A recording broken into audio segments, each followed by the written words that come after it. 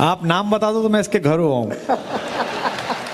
मेरे से बढ़िया लिखने वाले आ चुके हैं, लेकिन मुझे अब भी ऐसा लगता है कि अंग्रेजी या कोई भी भाषा कितनी भी अच्छी हो सकती है, हिंदी से मीठी मेरे लिए नहीं हो सकती। कठिन लिखना बहुत आसान है और आसान लिखना बहुत कठिन है। उर्दू और हिंदी में बस फर्क है तो इतना, वो ख्वाब देखते हैं, हम देखते हैं सपना। राष्ट्रधुन, रामधुन एवं युवा भारत की हिंदी धुन, इतनी चीजों की प्रेरणा आपको कहां से मिली? देखिए, जैसे मैंने पहला बच्चों से बताया तो राष्ट्रधुन तो इसलिए है कि आप जिस जगह पैदा हुए हैं, अगर उस पर आप गर्वित नहीं हैं या उसके विषय में सोचते नहीं हैं, तो उस मिट्टी को ये रहेगा कि मैंने कैसी संतानें पैदा की। आज आपकी पहचान क्या है? और यहां तो फिर भी आपकी कानपुर की पहचान है। कानपुर तो वैसे भी ज्ञानियों की जगह है, मतलब हर चौराहे पे ज्ञान उपलब्ध है। कानपुर में आप चले जाइए और हाँ, मतलब कानपुर का आदमी बातचीत करते में आपको ये आभास करा देता है कि बोल लो पर पता हमें है। ये कानपुर की विशेष स्थितियां हैं। जैसे कानपुर का कोई आपका मित्र आपके यहाँ भोजन पे आया, आप उसे खाना खिलाओ, उसके बाद आप पान खिलाओ, तो वो पान खा तो लेगा, लेकिन वो एक बार ये जरूर कहेगा कि हमारे कानपुर में गुरु, तो वो बताना चाहता है कि तुमने जो खिलाया ये घास थी, पान हमारे यहाँ ही बनता है। ऐसे ही लड्डू के बारे में या किसी के बारे में। तो जैसे आप कनपुरिया होने पर गर्वित हैं, मंडी खुली बजाजा बंद, झाड़े रहो कलेक्टरगंज, जैसे आप कानपुर के होने पर आपको अच्छा लगता है ना, अच्छा लगता है हम कानपुर के हैं, कनपुरिया हैं। और आप ही को नहीं, दिल्ली में भी मैं देखता हूं मीडिया हाउसेस में भी जो कनपुरिया हैं, एकदम अलग पता चलता है कि ये कानपुर के लोग हैं। जिस भी मीडिया हाउस के एंटरटेनमेंट सेक्टर की, जहां चाय वाय पीते हैं, जहां ऊपर कैफेटेरिया होता है, उसकी दीवारों पर अमूर्त चित्रकारी बनी हुई हो पीक से, तो पता चल जाता है कि कानपुर का डोमिनेंस ज्यादा है, यहाँ कानपुर के लोग शाम को ज्यादा आते हैं। तो जैसे आप गर्वित हैं कानपुर होने पे, ऐसे जब आप यहाँ से बाहर जाएंगे तो आपका होना ना होना भारतीय होने पर निर्भर होगा।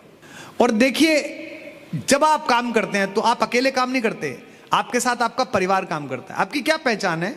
आपकी गली में किन की बेटी है, किन का बेटा है, यही तो पहचान है। यानी कि आपके माँ बाप की वजह से है। गली के बाहर निकलते हैं तो क्या पहचान है? उस गली की, उस मोहल्ले की बच्ची है, उस मोहल्ले का लड़का है। मोहल्ले से आगे निकलते हैं, क्या पहचान है? ये कानपुर के लड़के हैं, कानपुर की लड़कियां हैं। जब आप इलाहाबाद यूनिवर्सिटी जाएंगे, BHU जाएंगे, IIT जाएंगे, यहां से जाने के बाद क्या पहचान होगी? भारत की पहचान है। स्विट्जरलैंड की जो ट्रेन है उसमें पड़ोस में बैठा हुआ आदमी आपको कुर्ते पजामे में आपसे पूछता है कि from which country you are.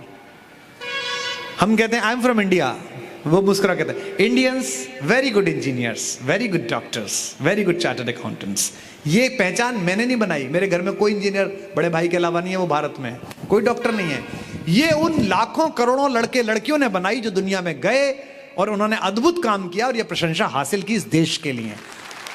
तो पहली तो हो गई राष्ट्रधुन, यानी कि आपका होना अगर आपके समाज को, आपके धर्म को, आपकी जाति को, आपके मोहल्ले को, आपके स्थान को और आखिर में आपके देश को गौरवान्वित नहीं करता, तो आपके होने में थोड़ी कमी थी, आप थोड़े कम हुए। मतलब प्रकृति ने आपको कच्चा ही उतार दिया, अगले जन्म में कभी प्रतीक्षा करनी पड़ेगी। पहली तो ये हो गई। और तीसरी है हिंदी की धुन। वो हिंदी इसलिए क्योंकि अंग्रेजी अच्छी भाषा है, मुझे बहुत प्रिय है, लेकिन मुझे अब भी ऐसा लगता है कि अंग्रेजी या कोई भी भाषा कितनी भी अच्छी हो सकती है, हिंदी से मीठी मेरे लिए नहीं हो सकती। वो बड़ी मनहर है। इसे यूं समझिए कि वहीदा रहमान कितनी भी खूबसूरत हो, मेरी मां से सुंदर नहीं हो सकती। मेरी मां सबसे सुंदर औरत है मेरे लिए। दूसरा प्रश्न, आपके लिखने के विषय बड़े भिन्न होते हैं। आप इनका चुनाव अपनी इच्छा के अनुसार करते हैं या समाज की आवश्यकता के अनुसार करते हैं?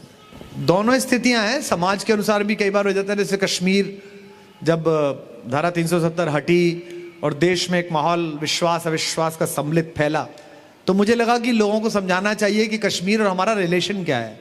तो मैं ये सोच ही रहा था कि कश्मीर महर्षि कश्यप की राजधानी है, ऋषि अगस्त की तपोभूमि है। अगस्त ने अपनी, सुनते हैं कि अपने मुक्के से पर्वतों को तोड़कर रास्ते बनाए थे कश्मीर में, ऐसा वहां कहानी है। शंकराचार्य का मंदिर है, सूफियों की लौ लगती है, ललदद और राबिया दो बड़ी कवित्री पैदा हुई हैं।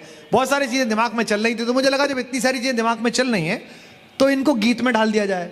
तो मैंने कश्मीर पे गीत लिखा और वो मैंने गाया, वो पॉपुलर हो गया। उससे कश्मीरियों के मन में, बहुत सारे कश्मीरियों के मेरे पास मेल आए, फोन आए, कुछ लोग मिले भी दिल्ली में, जिन्होंने मुझे बताया कि उसे सुन के अच्छा लगा, हमें लगा आप हमारे बारे में सोचते हो। बहुत सारे विषय तो ऐसे हैं जो अपने निजी हैं। अब वो निजी विषय धीमे धीमे समाप्त होते जा रहे हैं, मतलब समाप्त तो नहीं हो रहे, कम हो रहे हैं। एक उम्र तक वो बहुत ज्यादा थे। अगले प्रश्न पर आते हैं। बच्चा लिखता है, मैं अभी हाई स्कूल में हूँ, मैं हिंदी को राष्ट्र शक्ति के रूप में देखता हूँ, साहित्य में जाना चाहता हूँ, परंतु माता पिता की मानसिकता को कैसे बदलूं जो अंग्रेजी और गणित को ही महत्व देते हैं।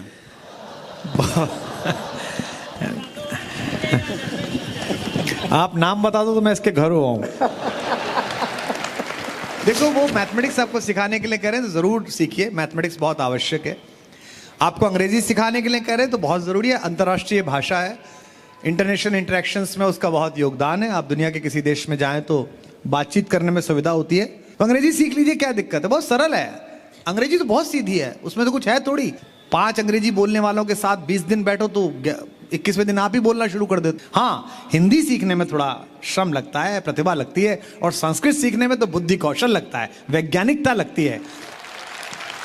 तो इसलिए इंजीनियरिंग हो, स्पेस साइंसेस हो, माइक्रोबायोलॉजी हो, उसके लिए निश्चित रूप से अंग्रेजी की जो टर्मिनोलॉजी है, जो उसका विधि विधान है, वो आवश्यक है, और वो बहुत छोटी सी चीज़ है। बाकी ज़िंदगी चलाने के लिए अंग्रेजी इतनी ज़्यादा ज़रूरी नहीं है। आप अच्छा स्कोर करेंगे, अच्छा काम करेंगे, माँ बाप की चिंता सिर्फ आपकी आजीविका को लेकर रहती है।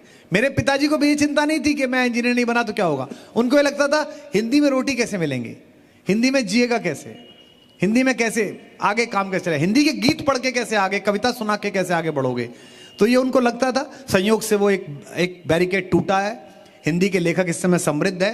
हिंदी के कहानी लिखने वाले, उपन्यास लिखने वाले जितने नए बच्चे हैं जो आ रहे हैं, उनकी एक एक कहानी करोड़ों रुपए में बिक रही है, फिल्में बन रही हैं सब में।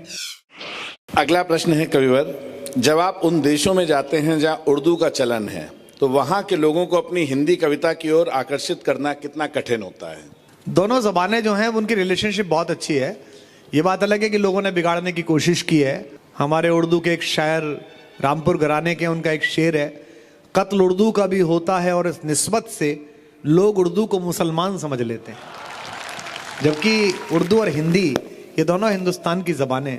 और मैं तो उस कानपुर में बैठा हूँ जहाँ उर्दू के शायर अंसार कमरी ने हिंदी के अद्भुत गीत लिखे हैं। अंसार कमरी का शहर है ये। उनके कविताओं में जो प्रतीक विधान है वो हिंदुओं के देवी देवताओं के हैं। क्या नहीं कर मैं सकता तुम्हारे लिए, शर्त ये है प्रिय कुछ कहो तो सही, मैं भगीरथ सा आगे ही आगे चलूं, तुम पतित पावनी सी बहो तो सही। ये अंसार कमरी का शेर है। अंसार कमरी का शेर है कि अपनी हद में रह के देना दान हो या दक्षिणा, वरना तुमको वक्त का रावण उठा ले जाएगा। ये अंसार कमरी का शेर है। तो उर्दू और हिंदी में कोई फर्क नहीं है। उर्दू और हिंदी में बस फर्क है तो इतना, वो ख्वाब देखते हैं, हम देखते हैं सपना, बस इतना सा फर्क है। तो कोशिश रहती है कि, और ये लोग लिखने लगे हैं अब, अच्छा लगता है मुझे। पाकिस्तान में इस समय कम से कम 5 शायर ऐसे हैं जो नाम के आगे कुमार लगाते हैं, कुमार अकरम, कुमार खुर्शीद, और अच्छा लिखते हैं, वो बहुत बढ़िया लिखते हैं। और वो हिंदी प्रतीक इस्तेमाल करते हैं। हिंदुस्तान में भी उर्दू के लिखने वाले लोग जो हैं वो हिंदुस्तानियत के प्रतीक इस्तेमाल करते हैं। हमारा बिल्कुल नया बच्चा, एक बंबई के पास के सबर्ब का एक लड़का है, उसका शेर आप सुनिएगा कि बंशी सब सुर, जुबैर अली ताबिश, बंसी सब सुर साधे है, एक ही धुन में बाजे है, हाल न पूछो मोहन का, हाल न पूछो मोहन का, सब कुछ राधे राधे है। कितना अच्छा शेर है। तो हिंदी उर्दू में ऐसा कुछ है नहीं, ये राजनेताओं की लगाई हुई आग है, इसे हम लोग बुझा लेंगे। सर, हिंदुस्तान की वो कौन सी खासियत है जो आप हर देश में देखना चाहेंगे? हिंदुस्तान की सबसे बड़ी खासियत है कि भारत एक ऐसा विचार है जो एक एक कण में ईश्वर को मानता है। और हमारे धर्म के प्रचारकों को मैं बड़े आदर के साथ कहता हूं, ईश्वर इन्हें थोड़ी वैज्ञानिकता दे। हम हजारों साल से कह रहे हैं कि कण कण में ईश्वर है। और आश्चर्य हुआ कि अभी 2 साल पहले फिजिक्स का नोबेल पुरस्कार इस बात पर मिला कि वैज्ञानिक ने कहा कि हर कण में गॉड पार्टिकल होता है, जो दिखता तो है नहीं है पर है। यार यही बात तो कह रहा है वो। जिसको तुमने नोबेल पुरस्कार दे दिया वो क्या कह रहा है? वो गॉड पार्टिकल थ्योरी क्या है? मैं उसको पढ़ रहा था रिसर्च पेपर के एब्स्ट्रैक्ट को। वो कह रहा है कि साहब ये एटम है, आप भी पढ़ते होगे ना एटम, ये न्यूक्लियस है, ये न्यूट्रॉन प्रोटॉन इलेक्ट्रॉन है। एक चीज और है, बोले वो क्या है? बोले वो गॉड पार्टिकल है। वो क्या है? बोले दिखती नहीं है पर है। और हम क्या कह रहे थे? हम भी तो यही कह रहे थे कि हर कण में ईश्वर है, एक एक कण में। ईशावास्यमिदं सर्वम यत् किंचित जगत्याम जगत, हम ये कह रहे थे। बट हमारी समस्या ये है, विदेश ने कह दिया गॉड पार्टिकल है तो हम मान गए, खुश हो गए। गांव की चौपाल पे बैठने वाले पंडित जी ने जब ये बात कही थी, हमने कहा ये पंडित है, इसे क्या पता, तो वैसे ही ज्ञान बांच रहा है। तो इसलिए जो कुछ भी स्वीकृत है दुनिया में, जो कुछ है उसको स्वीकार करना सबसे बड़ी इको सेंसिटिविटी जिसके पीछे दुनिया आज भाग रही है, वो भारत में सबसे पहले। बिच्छू आपके यहां पूज्य है, कुत्ता आपके यहां पूज्य है, गधा वो भी पूज्य है। शीतला माता के दिन उसका भी पूजा करते हो आप। कोई चीज ऐसी नहीं है जो पूज्य ना हो आपके लिए। सबसे गंदी चीज छिपकली, गांव में वो आपके ऊपर गिर जाए, लड़कियों के ऊपर गिर जाती है हाथ पे, तो माँ क्या कहती है? इसे कंगन मिलेगा ससुराल में। क्योंकि माँ चाहती है कि छिपकली को मारा ना जाए, क्योंकि छिपकली इस फूड चेन का एक हिस्सा है जो मच्छर को खाएगी, जो स्वच्छता करेगी। तो इको एक्सेप्टेबिलिटी जो है हमारी, पूरी दुनिया को स्वीकार करना, कोई पराया नहीं है। अयम निज परो वेति गणना लघुचेत साम उदार चरिता नाम तू वसुधैव कुटुंबकम। पूरी दुनिया हमारा घर है, ये सबसे बड़ी बात है हिंदुस्तान में।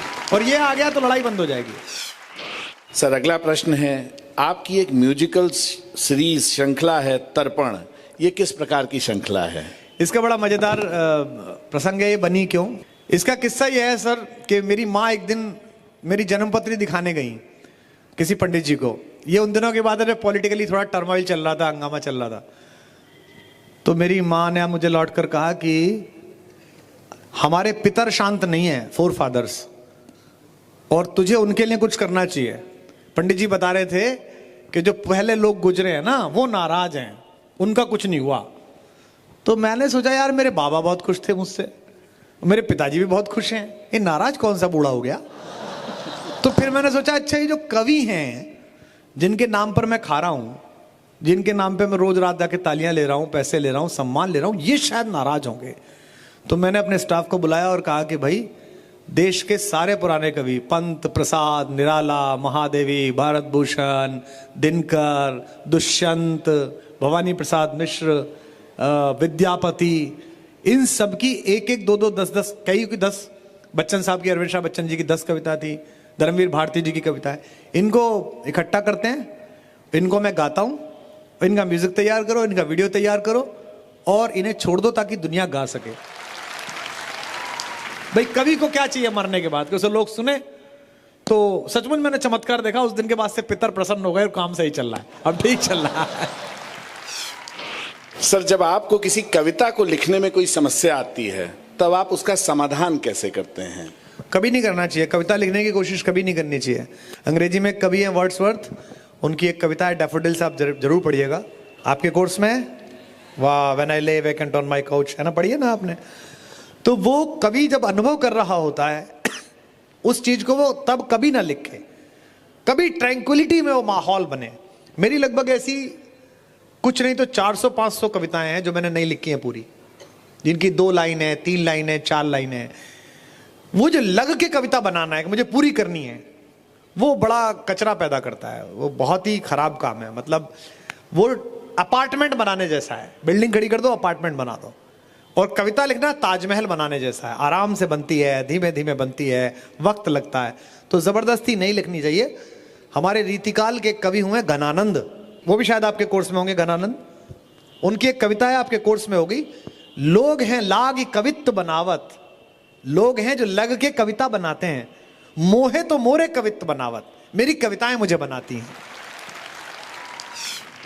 अंतिम प्रश्न है जी, आपको अपनी रचनाओं में कौन सी सर्वप्रिय है और क्यों?